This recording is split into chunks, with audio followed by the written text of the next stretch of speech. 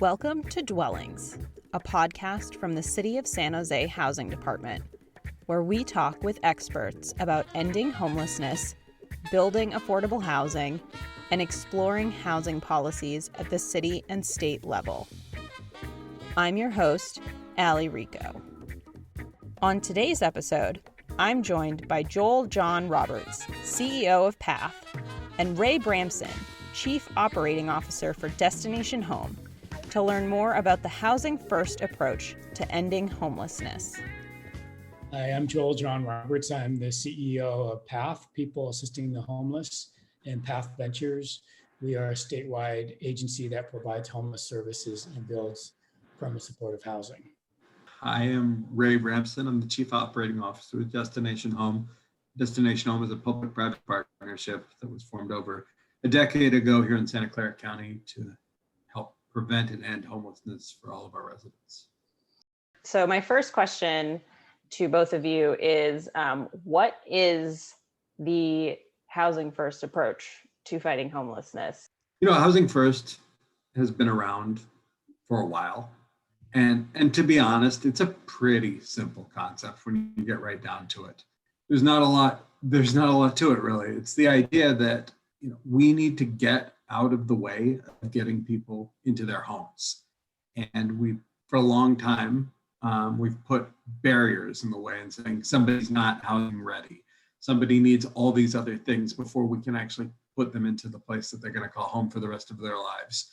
And we know that's not true. We know if we get someone into a home and get them the necessary services and supports that they need once they're in that home, their entire lives are going to be improved dramatically. Not just from their health outcomes, but from community determinants as well. So everything gets better when you get somebody into a home, and you want to do that as quickly as possible. And you don't want to have to make them jump through hoops or climb ladders to get there. You just get them there as quickly as you possibly can, and then you start addressing all the other underlying issues that and challenges that they may be facing in their lives. But the home is the first stop, not the last. What were we doing as counties, as cities, as states? What were we doing to address homelessness? I can share kind of how homeless agencies on the grounds, what they were doing, because really the response to homelessness back in the 80s and 90s was basically what agencies were doing. It came out of the faith community, out of community groups, and people were just wanting to do something to help people who are homeless. And PATH is a good example. It came out of the faith communities, the business communities back in the 80s. And they said, we've got to help these people who are becoming homeless. And really it was, we call it episodic homelessness. And it was people who were losing their jobs, burning bridges at home and getting kicked out of their homes, dealing with addictions. And they would come to agencies like PATH or other agencies, and we would have this concept of like a handout, that we would provide them a bed, but you had to earn your keep in that bed. You had to follow rules. You had to be clean and sober. And if you broke the rules, 3 strikes and you're out. You break the rules 3 times and you're just out of it. You don't get more. You don't get a free bed. You don't get food anymore. You're just out. But for those people who followed the rules, it really worked well. I mean, we could get people into getting jobs and saving money. And if they followed the rules and they had chores and they did what we told them to do, it really worked. The problem is a lot of these people didn't follow the rules. And, people who are struggling with mental health issues or significant addictions, they couldn't follow the rules. And so they were ending up back on the streets, or they would go from shelter to shelter to shelter and go in there for a few weeks, break the rules, get kicked out, go to the next shelter. And just kind of, it was a cycle where they basically ended up on the streets. And really what happened is all of a sudden we figured out that there's a whole group of people on the streets who've been through the system that that could never make it through the system unless there was a new approach. And that's why housing first came about. Because PATH is doing it from like an actual, not boots on the ground is the wrong word phrase, but like building the actual housing. And then you had mentioned at the beginning, you're more, Destination Home is more convening and gathering people, correct? Yeah. I think what Joel said is pretty spot on.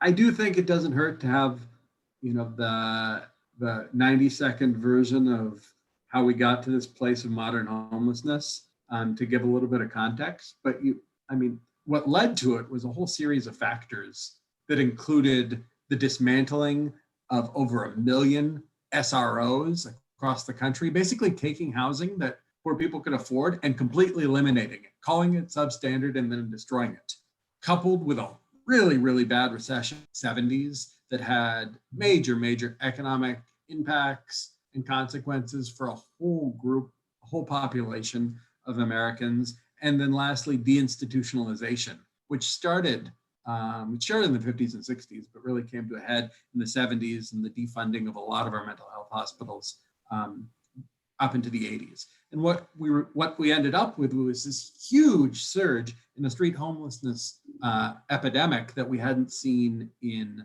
some time in our country, since the 30s and 40s, really, in the time of the Depression.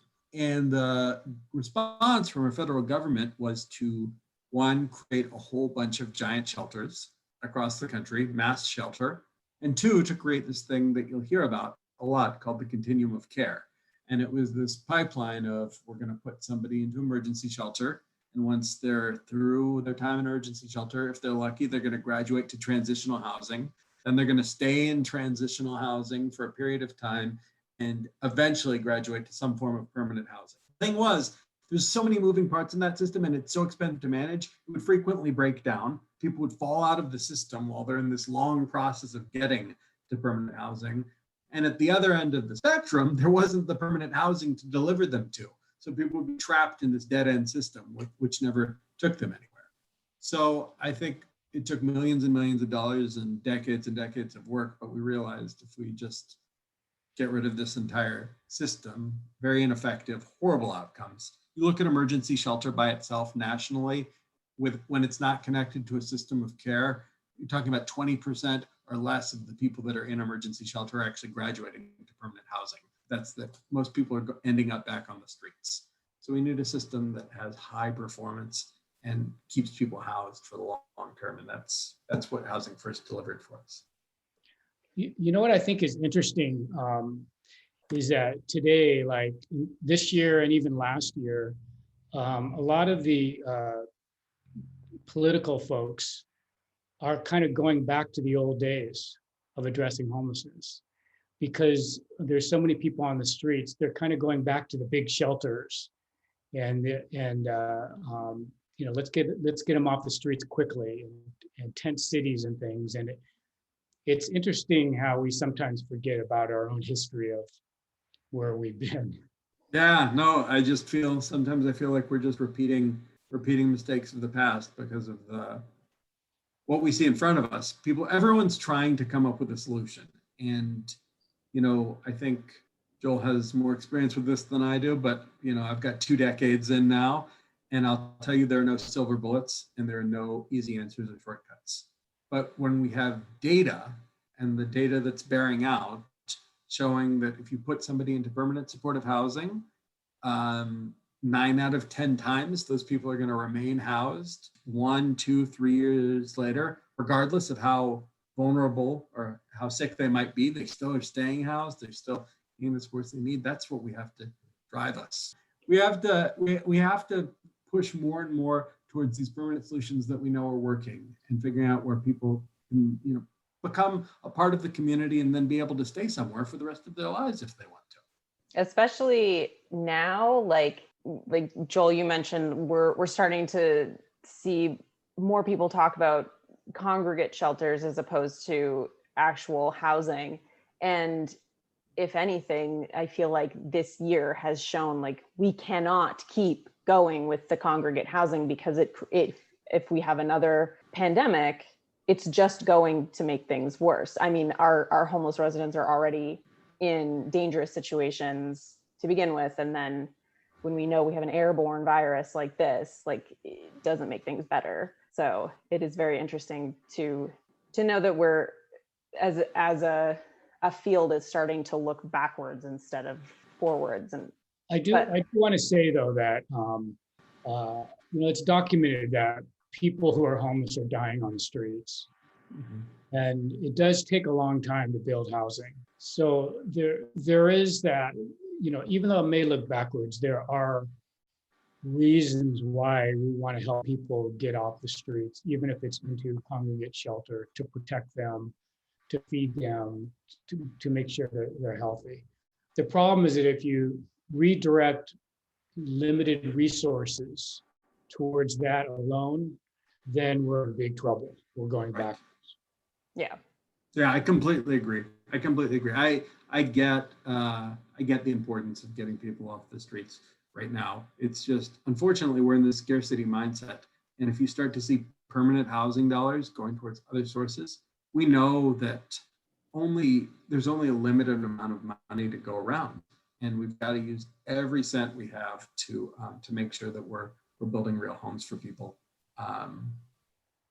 Building as many real homes as we can for people while trying to address the immediate situation too. This is a political issue. And the reason why I say that is because if neighbors or businesses call up their elected officials and say, we're angry because there's homelessness on our streets today, and if you don't get them off today, you failed, I'm going to vote you out. And so what they're doing is they're thinking, okay, what are the quick solutions? Because if I'm an elected official and I know it's housing first and we're going to build a 100-unit apartment building in my neighborhood, but it's going to take 2 or 3 years after I've been, termed out, then I might just choose to take that money and build a shelter, or not even build a shelter, even, have an open lot and set up tents. So we've got to figure out. We've got to convince the public that the long-term solution is really better than the short term. Because if you get people off the streets today, but if they're, like Ray said, they're stuck in that system for the rest of their lives because we don't have housing, then all of a sudden, homelessness is going to just increase anyway. So we've got to figure out that political solution and convince people that the long-term housing part of addressing homelessness is more important than the short term. Does that make sense, Ray? Yeah, no, it makes every bit of sense. And Joel, to be honest, if you look at what San Jose is doing right now and what some of the projects that are going on, Evans Lane, and on some of the Caltrans properties, what's great is it is an immediate solution. They're looking at something that they can use the streamlining provisions and the CEQA exemptions right now to get housing built, but they're also creating interim communities that have the capability perhaps to be converted to permanent, to have permanent uses and long-term uses, which is great because you're thinking about how we can do things quickly, but also how we can preserve and provide stability for people in the long term. And the same thing with Project HomeKey. I mean, we've got this rare opportunity to access state funds and buy hotels and motels and convert them into housing. And San Jose, other communities are doing that too. So every time that I see these opportunities to streamline, to bypass some of the entitlement processes, to do anything to move more quickly, I get really excited, especially when people are thinking not just about we're going to create this thing that doesn't have really a long-term plan. When people start thinking to that next level of, oh, we can actually use this as a real housing pipeline or as permanent housing, and that requires coordination and collaboration at the local level. So it's not just one, everyone is working together, and it's the city and the county and the nonprofit partners all working together saying we're going to turn this into an asset and a resource, and not a one-off and not something that isn't part of the greater supportive housing system. Yeah, when I found out that the emergency interim housing units that we're building, that they were already thinking about how we can move people in and then start working to convert that land into permanent housing, I was like, Exactly. This is awesome. It's like that fourth dimensional thinking, that next vector. You're thinking not just about what we're doing, what we're physically doing here, but what we can do in the future. So looking at the land as an asset and a resource. I love it. And that's the type of work that we need to be doing. It just can't be, we can't afford to do these one-offs anymore.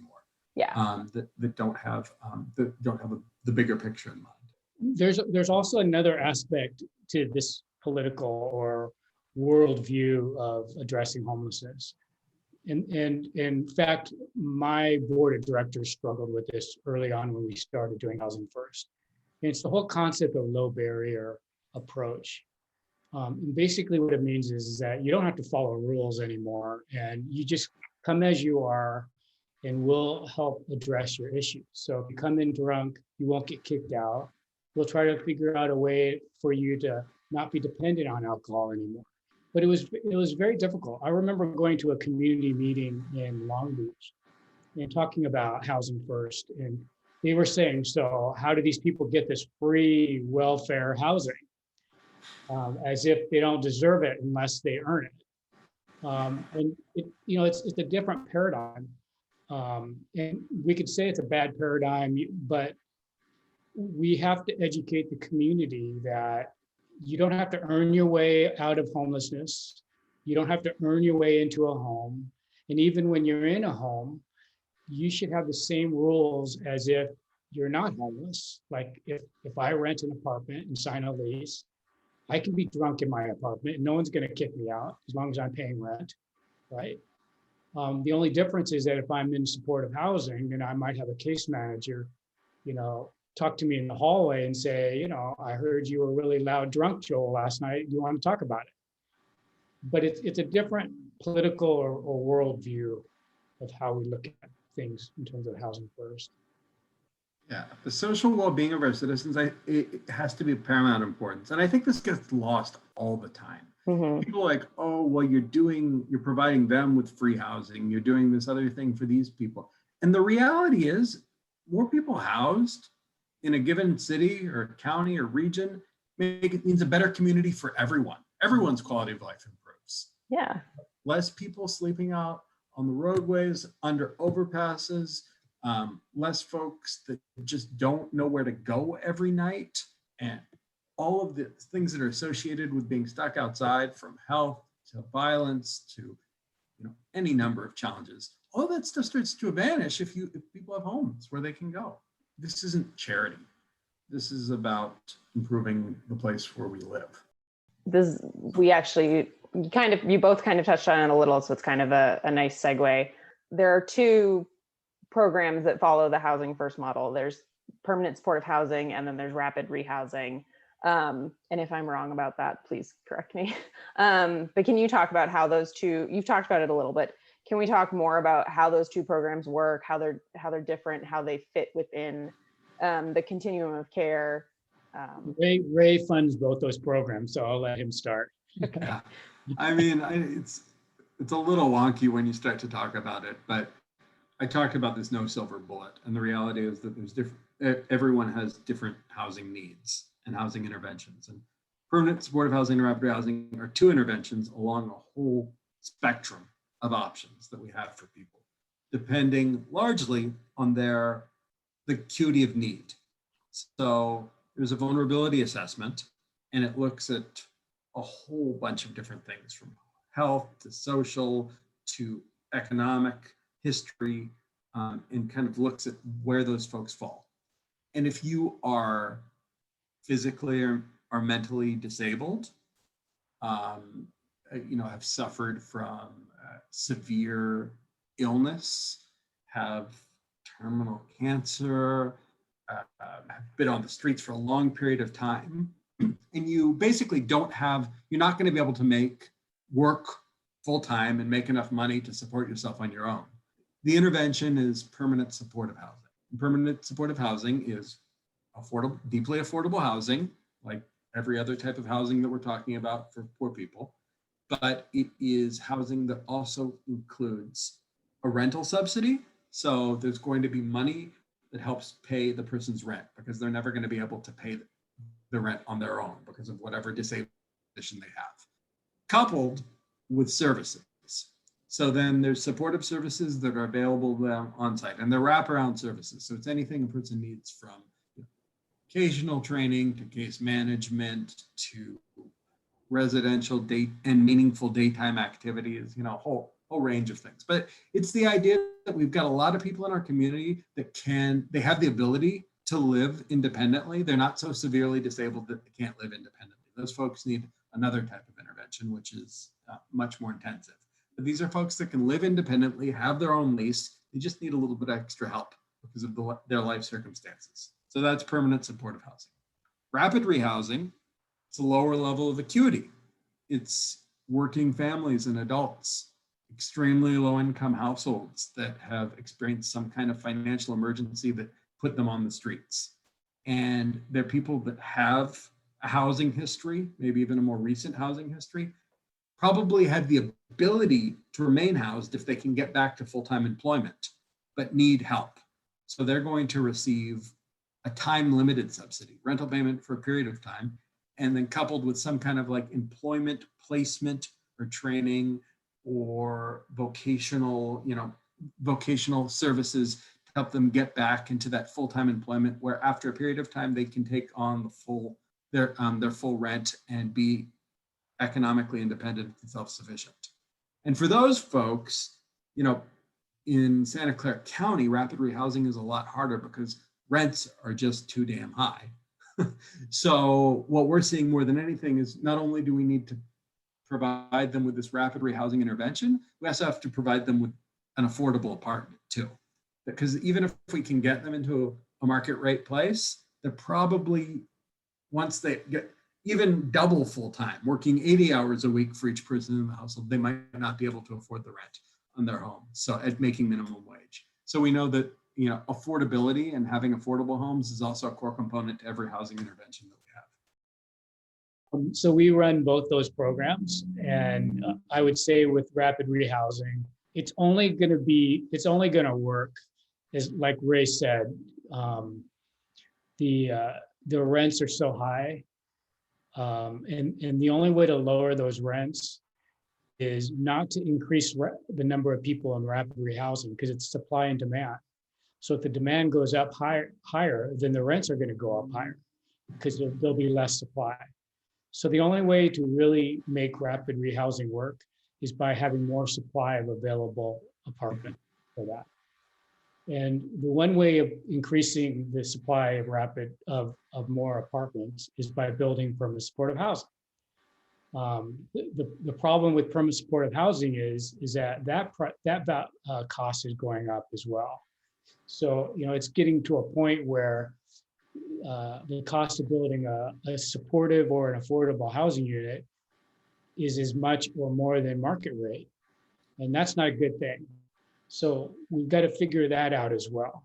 But they're both good solutions, but it all comes down to, again, the supply of affordable housing in the market.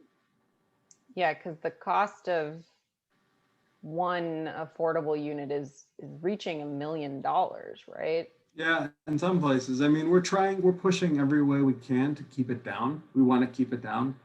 But you guys have projects right now ranging from $700,000 to $1 million a unit at the very high end.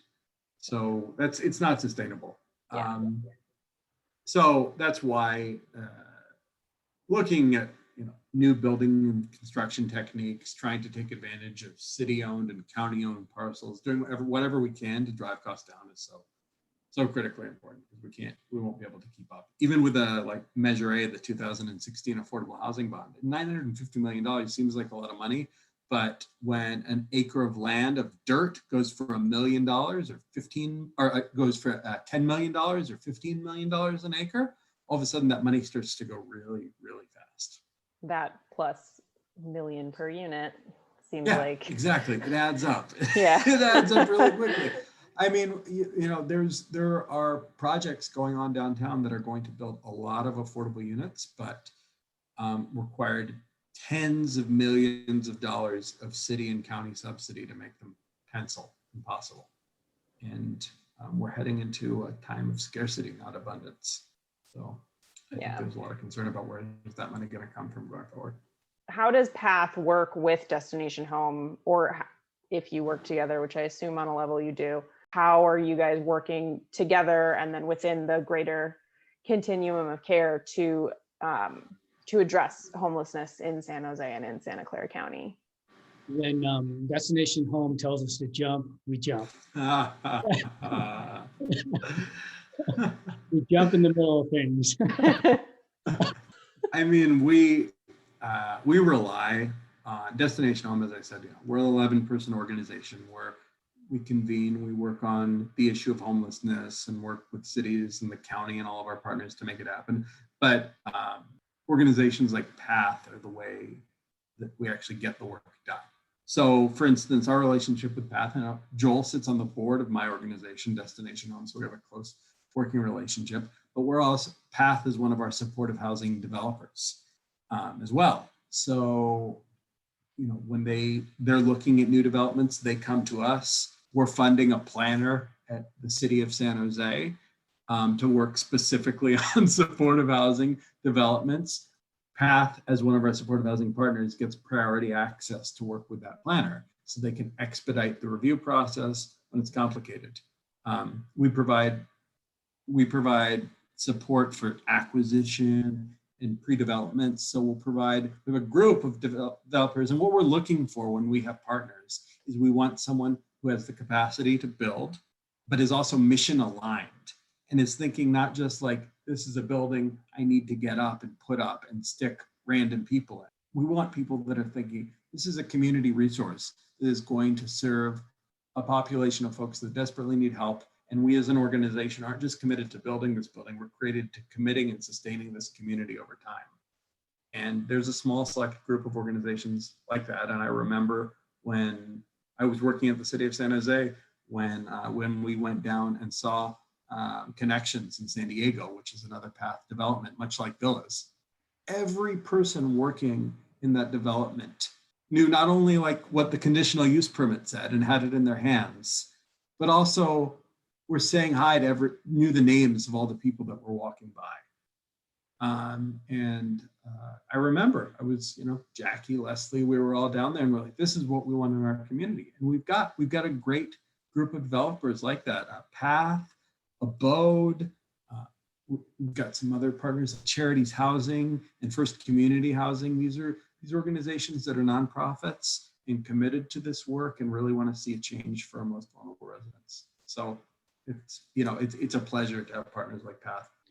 I know it's like an old saying, but it takes a village to really provide solutions for homelessness, including building supportive housing.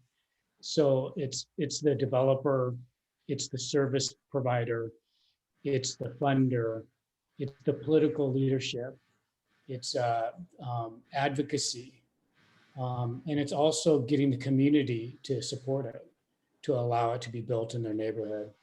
And Destination plays several of those roles as funder, as an advocate, as getting communities ready.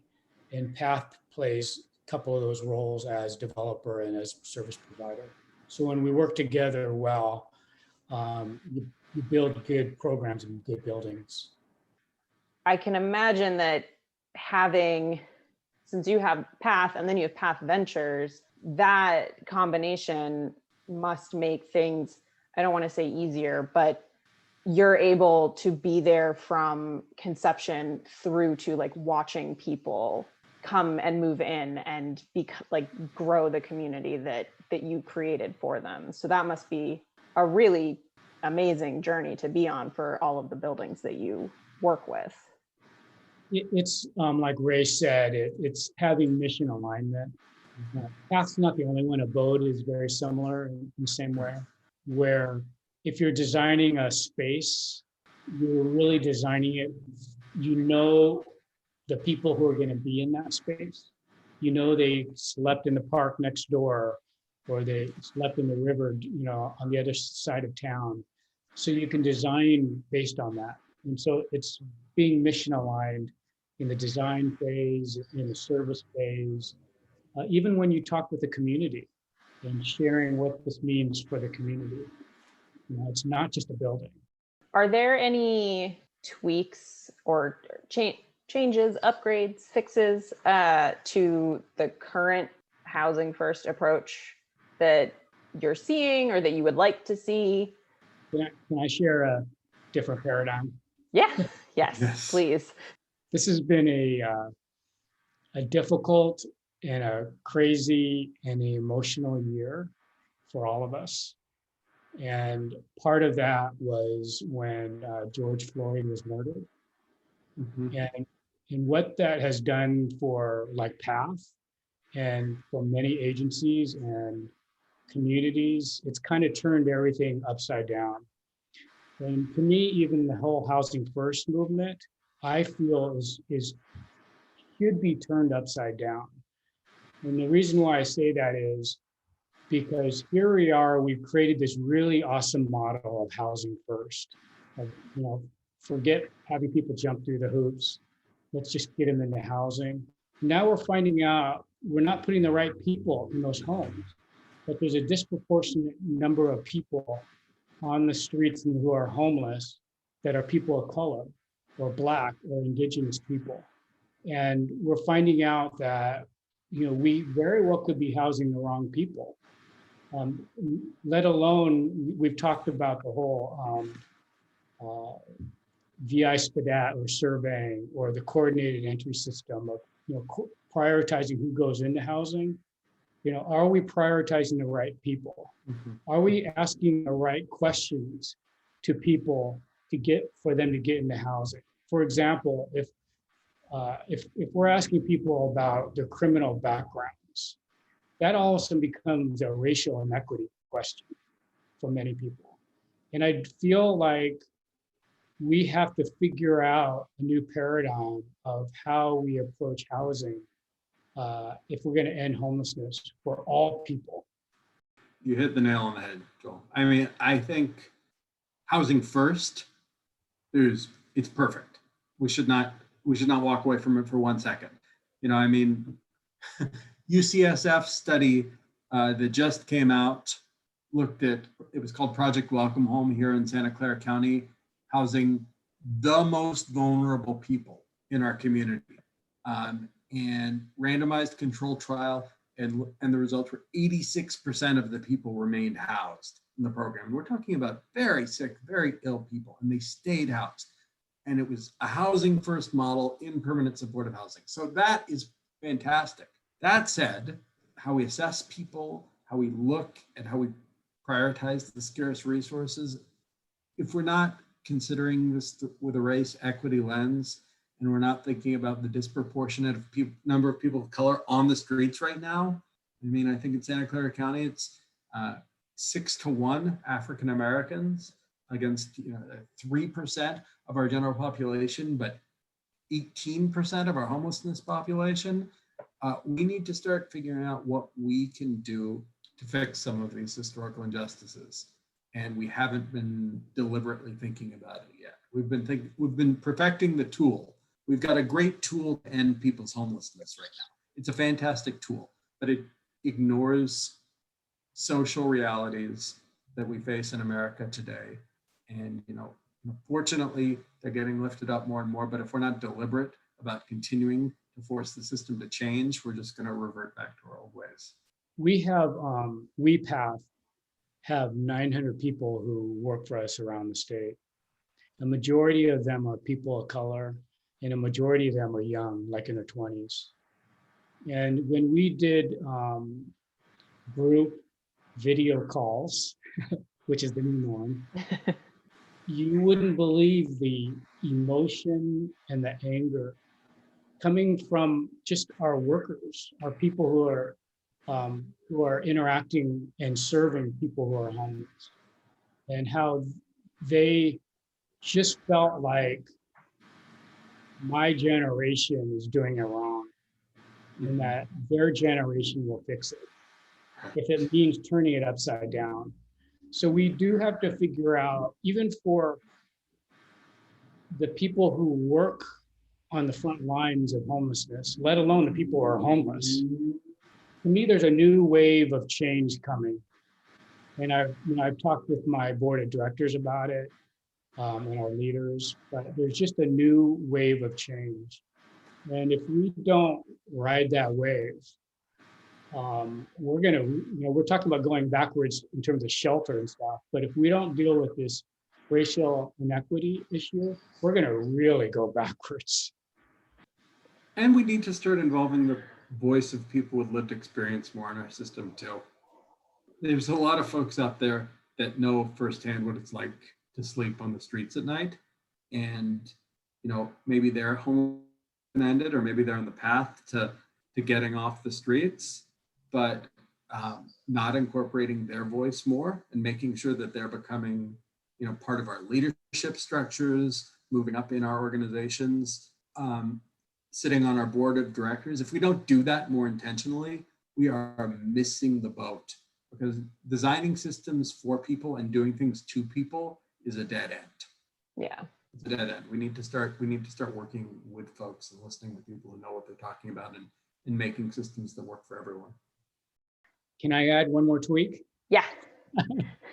Housing first works, and we can build a lot of housing, but if we don't prevent people from becoming homeless, we won't progress. And I know Destination Home, Ray can share more about it, because Destination Home has invested a lot into it. But if you see the homeless counts around the state, the numbers are kind of at the same or increasing, and yet the number of people who are being housed is significant. And the only reason why the numbers aren't going down as significant is because we're not preventing people from becoming homeless. Yeah, for every one person that we've housed over the past 5 years, and we've housed more people than ever before in Santa Clara County over the last 5 years, over 14,000 people housed, 3 people have become homeless. So we can't sustain those numbers. We'll never get anywhere if we don't address that inflow issue. You're doing that a little with the community plan, right? Yeah. I mean, so we have a homelessness prevention system that was launched in 2017, and we built it up to serve 1,500 households annually right now. But that's one aspect of the community plan to end homelessness. We have to look upstream and think about, what's going on in our criminal justice system, what's happening with folks exiting foster care, how are hospitals looking at housing plans for their most vulnerable residents when they're exiting back to the streets. So there's a lot of work to do across a broad spectrum, but we won't get to where we want to be, and we won't see the changes we want until we figure out how to turn the spigot off. We want to give people an action item that they can do once they're done listening to the episode, so they feel like, oh, I know what I can do to help. So what is one piece of advice that you would give a listener for how to get more involved in fighting and ending homelessness? I guess since I'm on the board of Destination Home, I can say this one. And that is, I would tell them to join the Housing Ready Communities initiative that Destination Home has. And the reason for that is we can throw as much money and talent and ideas and innovation into housing, but if we don't have a community that allows us to build that housing, we can't do it. So to me, that's really important. It doesn't cost a penny. It may cost you time to go talk to a city council member or go to a community meeting or share your story, but it won't cost you a penny to do that. And it's to me, it's very important, not just for Destination Home, but for the paths of the community and the abodes of the communities that are building. We can't do it without a community that's willing to say, yes, in my backyard. Yeah. Joel is just stealing my lines left and right here today. But I mean, that's the thing. For everybody, anyone listening, anyone engaged, your voice matters a lot. And as we're seeing in projects that are going on in this county right now, there are more than enough people who will show up and say, no, we don't want this here. This isn't the right place. This isn't the right time. What we need is we need a lot more people who are willing to talk to their elected officials, write letters, show up at meetings and say, housing is going to make a difference. Housing is going to make my community a better place. Housing Ready Communities, great way to get involved, great way to volunteer. and learn more about what's going on in your community. Know what's happening next. So I think it's mutually beneficial.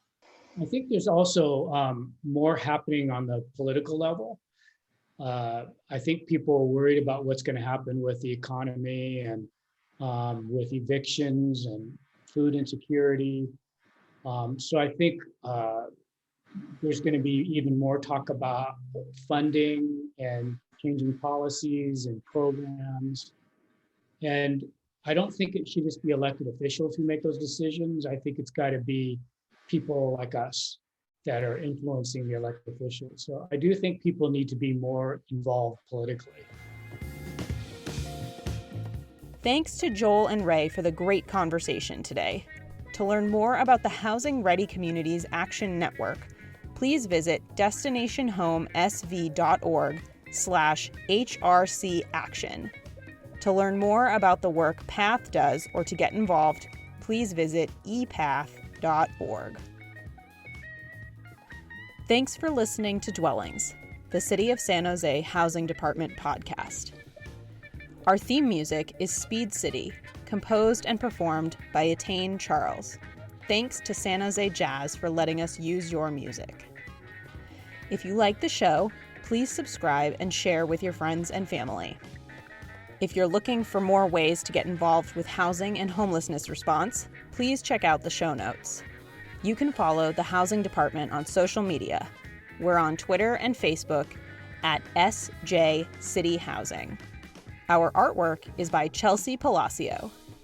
Dwellings is produced by me, Allie Rico, and Jeff Scott of the Housing Department.